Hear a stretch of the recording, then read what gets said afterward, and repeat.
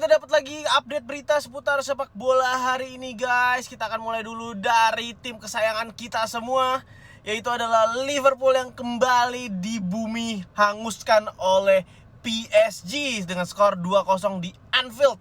Mana nih yang katanya Anfield angker, tapi malah menjadi bulan-bulanan PSG untuk kedua kalinya. Musim lalu juga kalah 1-0 di Anfield. Musim ini kita kalah 2-0 di Anfield. Permainan dimulai seperti biasa, tidak nyaman, di mana PSG sendiri bisa melakukan serangan-serangan berarti. Untung saja tidak terbobol di babak pertama ya gawang Liverpool.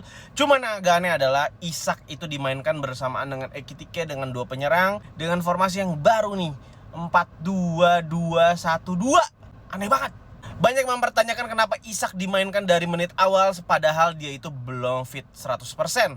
Dan bener aja hasil ini dibayar mahal. Arne Slot lagi-lagi kalah di Champions League dan alasannya sekarang lumayan banyak nih guys. Doi mengatakan bahwa Liverpool itu adalah klub yang melakukan sell to buy. Jadi harus jual dulu baru beli pemain. Sementara pemain yang dijual itu ada sekitar 8 orang dan yang dibeli hanya 5-6 orang.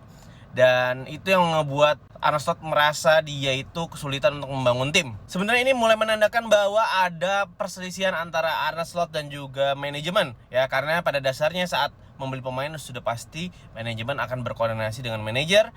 Tapi kalau udah mulai kayak gini nih, salah-salahan, salah idealisme klub dan lain sebagainya, seperti memang ada friksi antara pelatih dan juga manajemen. Manajemen memang gue setuju patut disalahkan ya terkait tentang penjualan beberapa pemain kunci dengan replacement yang cukup lambat gitu. Tapi bukan berarti Arne Slot tidak bisa disalahkan gitu, karena pada dasarnya permainan di atas lapangan ini sudah tertebak ya gitu. Jadi di luar dari kualitas pemain, harusnya kualitas pemain tetap sama aja.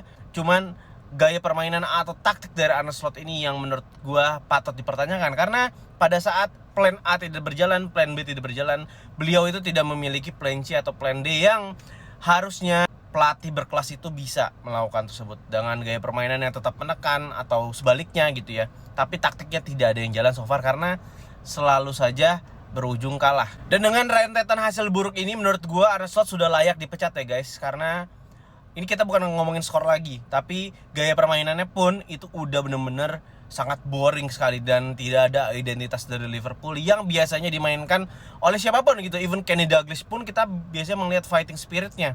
Tapi sudah beberapa match ini Liverpool seakan kehilangan spiritnya gitu. Jadi memang harus ada yang dirombak. Dan untuk kalian yang masih slot in, kalian boleh dong tulis di kolom komentar kenapa sih slot mesti dipertahankan. Dan kalau untuk yang slot out udah pasti banyak sih, kalian juga boleh ramein komentar ya.